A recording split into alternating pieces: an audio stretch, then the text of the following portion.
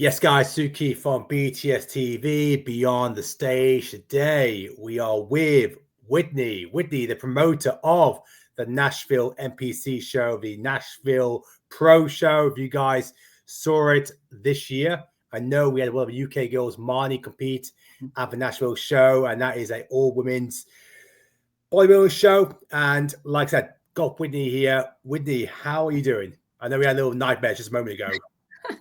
I'm good now. We got all the audio working, so we're good. I'm good. Yeah, I know it took about 10 minutes to fix the audio. It looks like it was something on my side, so I don't know what happened there. But look, I was keen to get you on anyway because look, obviously first things first, I'm going to bring your Instagram page up first because obviously about a week ago you did announce the date for the Nashville Fit Show for next year, August the 9th, 2025.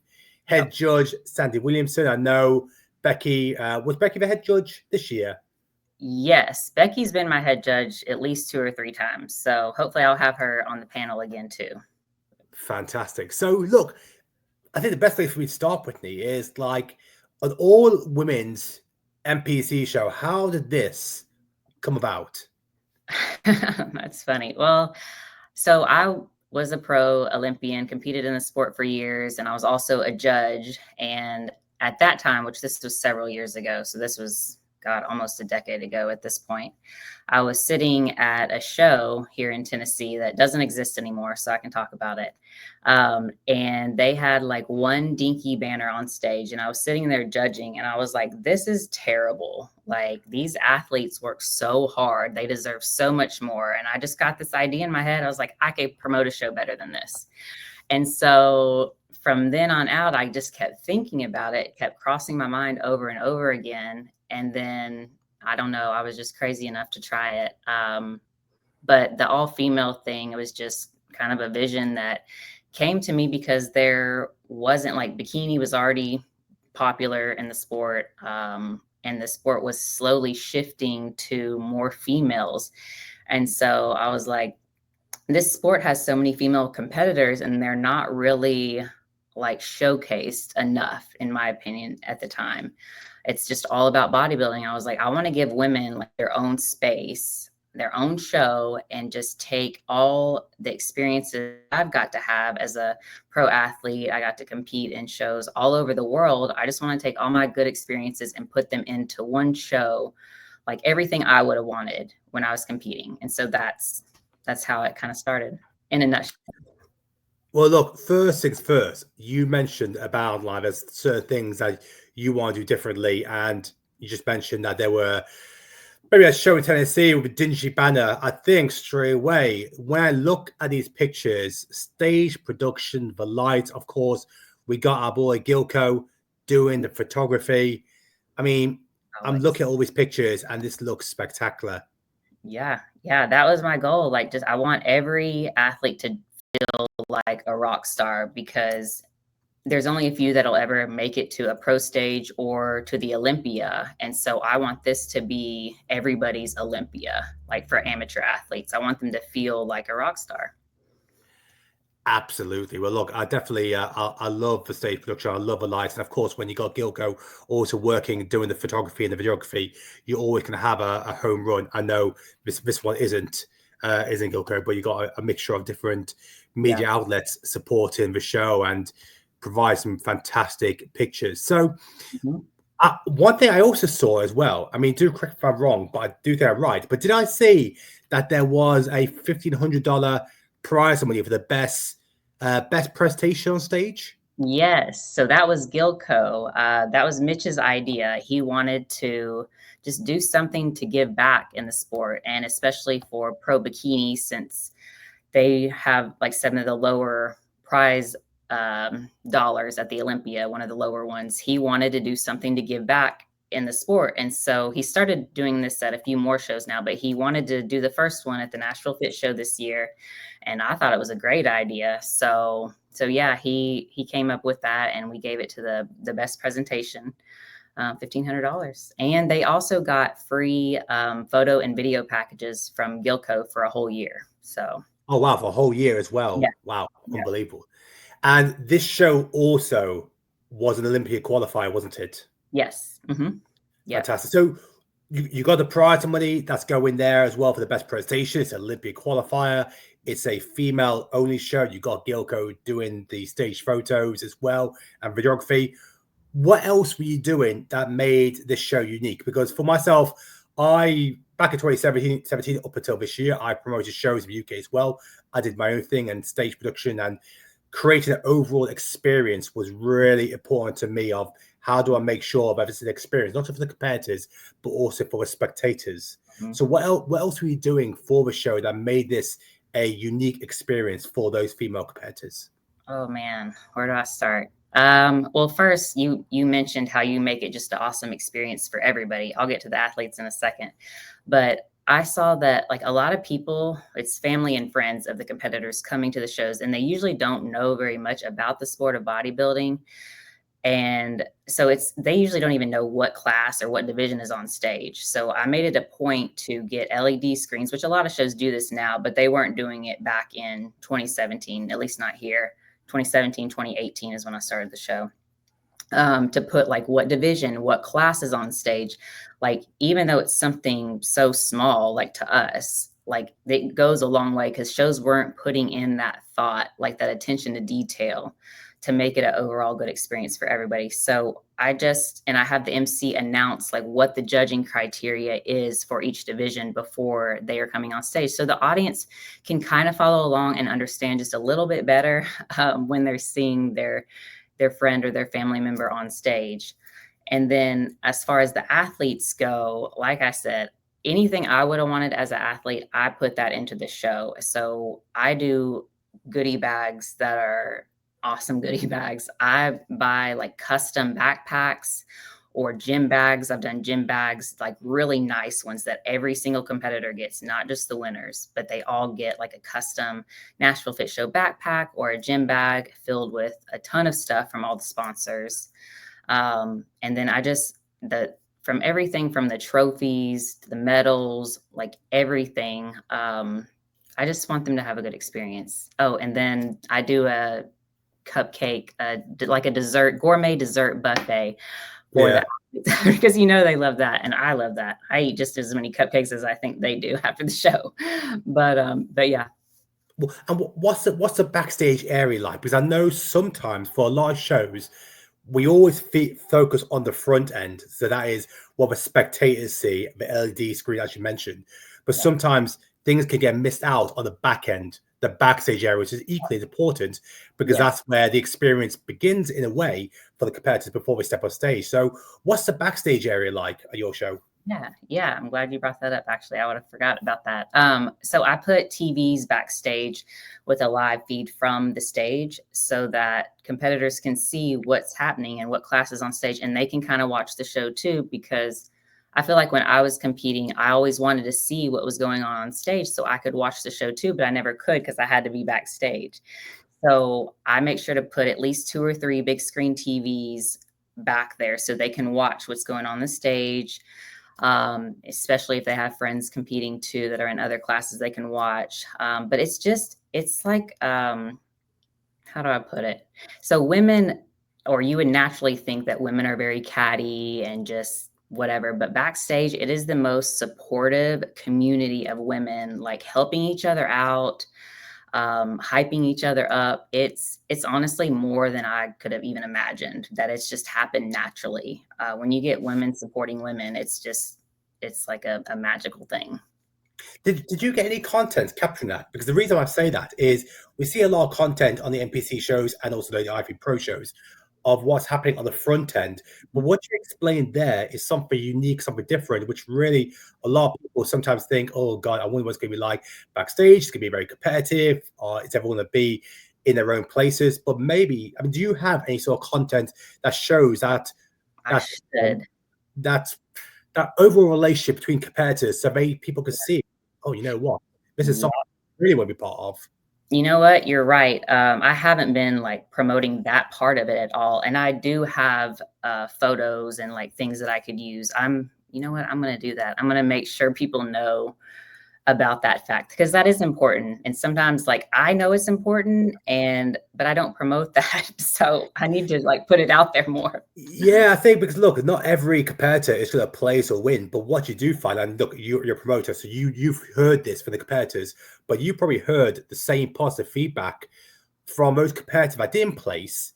They may have not placed, they may have not won, but you probably have heard the feedback from them telling you, like, I've just enjoyed the experience. I've enjoyed the day with being around fellow competitors, hearing their inspiring stories, and just relaxed. Everyone's supporting. It was my first show, blah, blah, blah, all that. You Yeah. probably heard all of that, and it's important to make sure you get that detail out Oh, sure. on your page. And girls come back year after year too because of the experience. So once they've done it Exactly. once, they know. But I need to put it out there so people that haven't competed yet know how awesome it is backstage too. Amazing. Now, how many competitors did you have this year? This year I had something like 140 maybe bodies, but it was so with crossovers almost 300.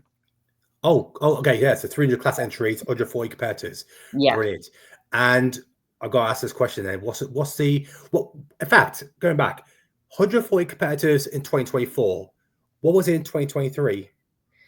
It was about the same, but the year before that was, I think 2022 was my biggest year, and that was 180, almost 200 bodies and over 400 entries, like crossovers. I always go by the number of bodies, but Yeah. I should say the number of crossovers is over 400. So I guess my question is going in 2025, you've got people coming back. You've got more prizes, as you said, with the Gilco offer. I'm sure you'll be doing that again. And of course, the Olympia ticket, a female-only show. What are you going to be doing in 2025 to maybe try and get those numbers back to where it was in 2022?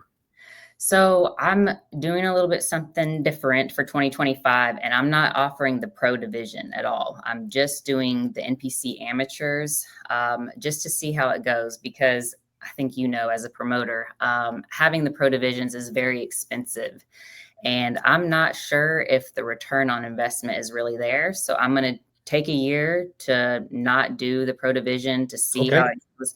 I honestly don't think it'll affect my numbers at all. I think my numbers will just be just the same, if not a little higher, especially since Sandy is coming to judge, and a lot of females in the sport want to get in front of Sandy to get that feedback, especially if they're trying to go to the national or the pro level. So I'm trying that out this year. I don't think it'll affect the numbers at all, though. So for 2025, it's going to be just a NPC amateur show. Of course, still awarding pro cards. Is that right? No, it's not. No, qualify for national. Sorry. Yep. Yeah. Yes. Yep. So I'm doing all the NPC women's divisions. Mm-hmm. Okay, fantastic. So I guess then that you just mentioned that it can be expensive, obviously, putting on a pro show. Mm-hmm. So are you pointing in the direction that that's going to be that money might be reinvested into the amateur show to try and do more with them? Yes, always. I'm always trying to do more with them. I already get them a ton of stuff, but I'm wanting to do even more, which I'm not going to announce exactly what I'm doing. Yeah, of course. Because I still have to figure out if I can, and the logistics of everything. But yes, you're spot on with that. I'm definitely wanting to reinvest it to do more for the amateur athletes. Amazing. So obviously now the focus is going to be on the amateur scene.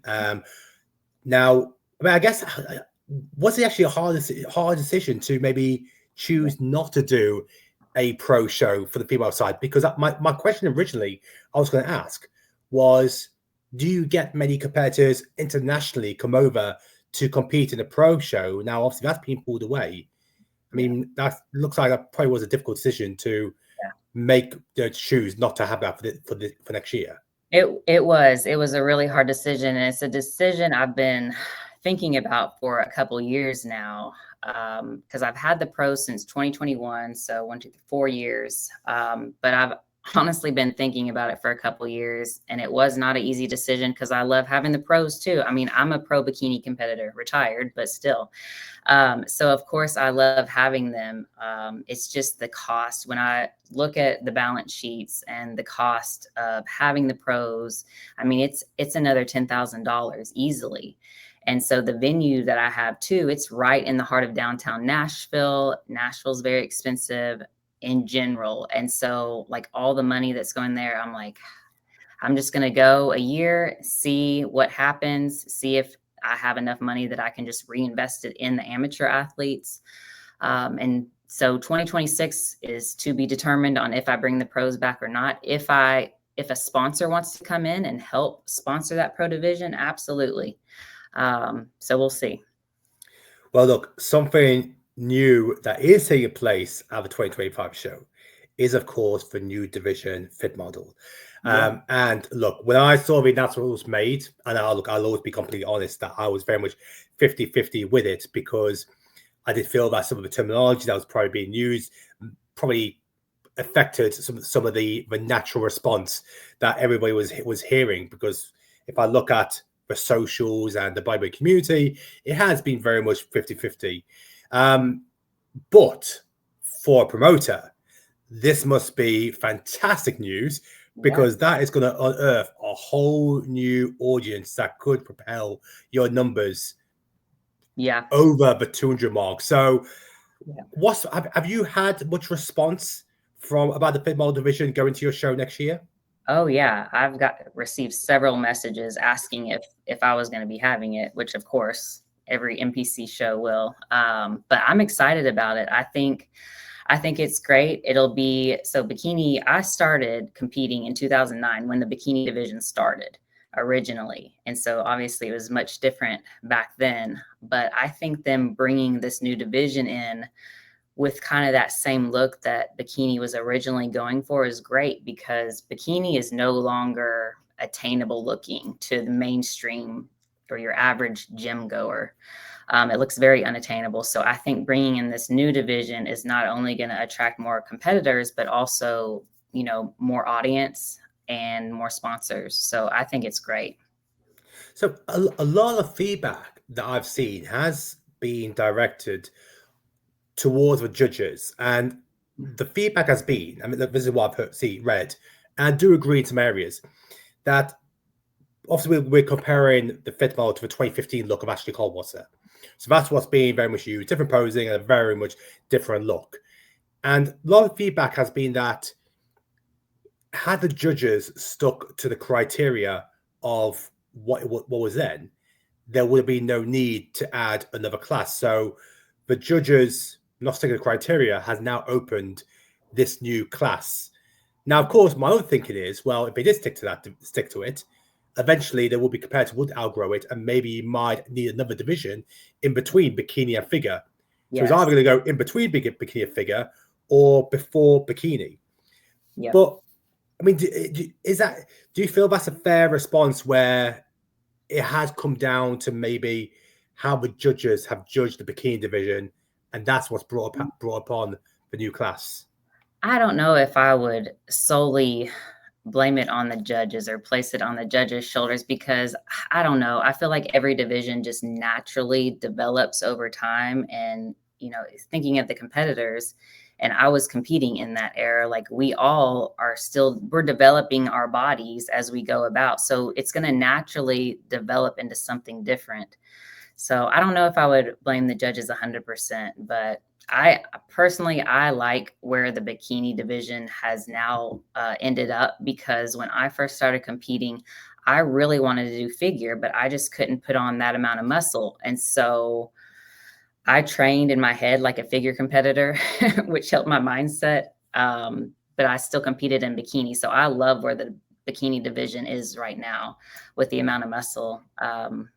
But bringing in the new fit model division, I think the rule that competitors can't cross over to another division, I think is going to help preserve what they're creating this division for, instead of it naturally developing as well. So we'll see. Do you think, as a promoter, that the fit model division will actually surpass bikini in regards to competitor numbers? Because as the words terminology they use, it's supposed to be a more attainable and accessible class. So we're not probably looking at more of the mainstream, the mainstream look into any gym you go to. So do you feel that number-wise, this could really surpass the bikini division? I think it could over time. I don't think it's going to be any time in the next year or two, but I think over time it'll definitely surpass bikini for sure. And one of the fears for people as well, especially those who do compete, is we've seen how successful the bikini division has been when it launched in 2009 to now. The volume of competitors, I mean, look, we see it in the UK with 8 high classes, and it's always the biggest division. Yep. Bring in the fit model division, there is a little issue where some of the spectators or competitors felt that this will now make shows even longer. And because fit model division is looking likely to have a very large number of competitors because it's more accessible, it's more attainable, that this could actually have a negative impact on shows by them running longer, or they have to split it over 2 days, which means it's doubling the costs for the promoter and expenses are even higher. So is there a fear factor that maybe this could, obviously increase the time for a show, make things later, and therefore there could be some additional costs coming to the promoter? I think for most promoters, yes, that is definitely a valid concern. But that is kind of the whole point why I made a show that's only females, so that we could just have females only and not be at a show until midnight. So now I'm not doing the pros this year and we're doing the fit model division instead, I'm just looking at it as a replacement. So for the Nashville Fit Show, it's not really going to run any longer. It might actually be a little bit shorter because the pros have much longer individual presentations than the amateurs get to have. So I don't think it'll run it. Well, I know it won't run longer for the Nashville Fit Show, but for most promoters, yes, that's a very valid concern. And one thing I have seen with the fit model division is that a lot of either retired competitors or in bikini, or those bikini competitors that may have just not competed for a number of years, and maybe the criteria, the categories can't surpass their physique. Some of the competitors who are retired are coming out of the woodwork, making a comeback. I know, obviously, I mean, you might know more than me, but I think one thing I've seen on socials is a lot of questions like, oh, I wonder if Janet Lang will actually come back as a previous Olympia champion, obviously was successful in that period. Do you feel that the fit model division, especially the pro shows supposed to be coming into play in 2026, will bring back some of the retired competitors where maybe they were successful in 2015, 2016, when that look is more suited to fit model? Do you feel that could bring more competitors back onto the stage in 2026? Yeah, I actually hadn't really thought about that yet, but yeah, I think it definitely could bring a few people back. Is that something you would consider? I don't know, maybe. Are you fully retired, or would be any temptation to come back? Well, it's always going to be a temptation because once you're a competitor, I feel like you're always a competitor on the inside. But I've been very adamant about being retired and not competing again. But now that this new division has come out, I haven't really thought about it yet. So I don't know. I'd have to think about it. But I guess right now your first love is the put on the shows for the competitors, which really, it takes enough time for any promoter, whether you do 1 show or 5 shows, it's a lot of time, especially if you're now the focus is reinvesting into the amateur show to make that as big of a show you can possibly do. Yeah, exactly. I had my time. I got to do a lot. I got to travel the world. I got to compete at the Olympia. I got to have my time. And I feel like it's now my time to reinvest in newer athletes and help them get started in the sport. Because I do workshops too, just trying to teach girls about the sport, how to be successful in it. So it's definitely the posing and the presentation, but it's so much more than that. So I really, really enjoy the coaching and the event production side of things now. So I really enjoy it. Amazing. Look, we're going to finish off a little pop quiz. So I'm going to just fire some questions, quick fire ones, and get your answers for these. So first one is, if you could create your own female bodybuilding Mount Rushmore, which 4 names would be on there and why? Oh man, does it have to be people can it be people that are still competing or no? Retired, still competing, it's your choice, but they have to be 4 females. Okay, well, definitely Sydney Gillian. because obviously, like, she's won the most Olympias of any female, right? Or Linda Murray. Linda Murray or her might be the same. So Linda Murray, Sydney Gillian, obviously Ashley Cultwasser, because I mean, there's a whole new division based off of her, and we did compete together. So I like Ashley. The fourth one, oh, that's hard. I'm drawing a blank. I would only have three, just three. There was a fourth space for somebody. No name that comes to your head? No. Nobody? I kind of find somebody that like is in a category with those three, and I'm just nobody's popping in my head, which means there should only be three. I bet there will be someone that pop in your head after this. You'll be like, oh, probably. As soon as we get off the interview, I'll be like, how'd you miss this person? One piece of advice for first-timer competitor looking to compete at your Nashville show. Use the journey, the prep journey, as a learning experience, and use every show as a learning experience. Meaning, don't let like one show make or break you, because you could be last place at one show and be first place at a show 2 weeks later. And it all depends on who you're up against, who the judges are, so don't let one show make or break you. Love that.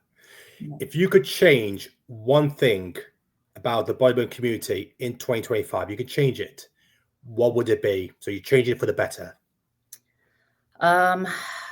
Well, I think they're already starting to do this a little bit, but being more transparent on the judging and the scoring, which is way better today than it was years ago. Because a lot of people don't understand how the judging works, and they're quick to say, oh, it's politics, this judge didn't like me.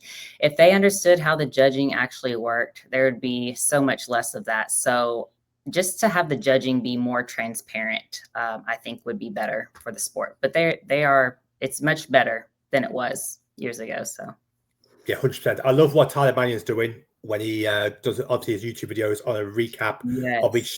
I would love to see if the head judge for each show maybe did a video which goes out on the page as a reflection of, okay, this is why I picked this winner. I think something like that would be more educational. I don't think you would get any negativity, because it's still the judges put themselves out there to explain the decision. And look at the feedback that Tyler had on the YouTube videos. It's nothing but positive. So I love that he's doing that now too. It's really helping. You're right. So I'm glad they're getting way better at the transparency and explaining the reasons behind. It goes a long way. So I love it. Okay. Your most favorite thing about promoting a show. Now, it can't be around the competitors. Okay. So I know. So I want everyone says, I know everyone, when you put a show, it's all about, I love to see the story of the competitors. But what else? I think, okay, fine. Let me change the question. Your favorite thing about promoting a show before show day actually happens? Figuring out the stage design, like working on, because I knew nothing about anything when it came to that. And now that I learn a little bit more each year, I really am starting to enjoy that part of it, and figuring out the stage design and how to make it work and all that. I really love that now. Yeah, that was always mine. Mine was always, how do I scale up from last year's stage design to make it more unique, whether it's the colors, whether it's the setup, and the same thing as well, the backstage area. What can I do with other shows maybe not putting as much attention into the backstage area? What can I do with the backstage? So it might be like a photo studio there for the competitors. It might be you're doing that with the cookies. It might be some sort of pizzas and all that. That's what excites me. It's the back end that people don't see. I forgot to tell. I have a whole red carpet area. So I want to level that up even more though this year. I have so many ideas in my head that I want to do, but like just stuff like that. But, Your top 3 bikini prediction, first, second, third for the Arnolds next year. Sorry. I don't even know who's competing. Well, Laura Lee's defended her title. Okay. So she'll definitely be top 3. I do know Vanya August, because she is a fellow bikini pro from around this area. I think she might be in the top 3. Not might, actually, I know she'll be in the top 3. So Vanya, Laura Lee. I don't know. Is Ashley competing? Oh, I don't think so. I don't think she is. Not I don't think sure. she is. Okay. I don't know who else is competing, to be honest with you. So This is like Mount Rushmore. There's still a spare face to the end, so I know. we'll just do top. We'll just do top 2. Oh yeah. Okay. I'll think of it as soon as we get off this call. All good. Vanessa, your show. What are you hoping 5 years down the line? So 5 years. So we're saying 2029 or 2030. Where would you hope your show is in 5 years' time? I would say the biggest female show, but it's already the biggest female show. So I just want it to keep growing, and I want it to keep having a positive impact on everybody that competes in it, that attends the show. I want them to be impacted in some way that like they remember for the rest of their lives. Would you ever consider other female shows in other states? There's only 2 others that I know of in the world. So I don't know. I've never thought about that. Actually, yes, I have thought about it. I just haven't thought about it in a while. Yeah, I would consider doing another one in another state, maybe. I've been looking into that, but I haven't. I just had a baby a little over a year ago, so everything's been on the back burner until now, really. So yeah, it's in 5 years, it's definitely possible. Any particular states in mind that you've been looking at? Well, the state that I would want to have it in wouldn't make sense business-wise, and that's Florida, but that's just because I love Florida. But Florida Okay. has so many shows already, it wouldn't make business sense. So I don't know. I'd have to look at others. Which is outside of your show, your show, which is your favorite NPC show / pro show in the States? Well, my other show, the NPC Natural Battle of the Titans. Okay, apart from your shows, is there any one where you take maybe inspiration from? Yeah, actually, yes. So the Clash championships that Joe Pascula promotes, I don't know how many there are now. He's probably got 3 or 4, but I competed in one of them, and I feel like he really put a lot into the shows for competitors, and so I did get a little inspiration from him. And I actually competed at his show, my very last show. Actually, I said I was retired, and then I came out of retirement to do one show, and it was his, just so I could see what it was like and get the whole athlete experience. So yeah, the Clash championships. Where's that show? It was in South Carolina when I did it. It may have moved to Florida now, but I think he's got a couple, one in South Carolina and one in Florida, like that. I'll check it out. Yeah. Last question. Then. This is for all those girls, all those competitors who are chasing Ifbb Pro status. Ifbb Pro card. You've earned it. You've got it in the bank already. What one piece of advice would you give them for those girls, for those guys who want to achieve Ifbb Pro status in 2025? Oh, in 2025. Oh man, there's so much I could say on this, but so take your time. Like, don't rush the pro card. They give away so many pro cards now, and once you get that pro status, you're back at the bottom again. So enjoy your time in the NPC before you get to the pro level. That's the advice I'm going to give. No, that makes sense as well. I think I had an interview with Lee Priest the other day. He said the same thing in regards to make sure you're a solid amateur competitor, so you make your transition into the pro ranks easier rather than starting right at the bottom. And sometimes it can just be harder to try and climb a ladder because, of course, the pool of the pros is far more competitive. You now compete against people all over the world. Yeah, and you got to be spot on every time. Like it's different. So yeah, my advice is enjoy the NPC and that's good advice too, that he is a solid NPC competitor before trying to turn pro. And you know what? Let's do one final one, which is based on the Nashville show. For all those girls who are now planning their show calendars for 2025, what can they expect from your show in 2025? All the best things as usual. So yeah, Sandy, head judge again. It's August 9th. It's all female judging panel, which is another staple. You won't see it pretty much any other show. So all female judging panel, and it is a couple weeks before North Americans. So it's a great chance to come get feedback from Sandy, Becky, Mo. A lot of the judges there are national level and pro judges. So you'll want to come get feedback, especially if you are trying to go pro. Take their feedback and then show up at North Americans, and they'll notice you. So definitely. Amazing. Well, look, I'm definitely looking forward to seeing it. And like I said, I do recommend that if what you're saying, obviously, about the backstage, where there is a whole united front for females backstage before they step on stage, definitely get content of that. I think that content would just be girls, young girls, older girls, the first timers. If they saw that, they'd be like, whoa. Like, we see stuff on stage over time, but to see that backstage, that's something I want to be part of, because you're going to spend more time backstage than you are on stage, and you want to be able to enjoy time back there.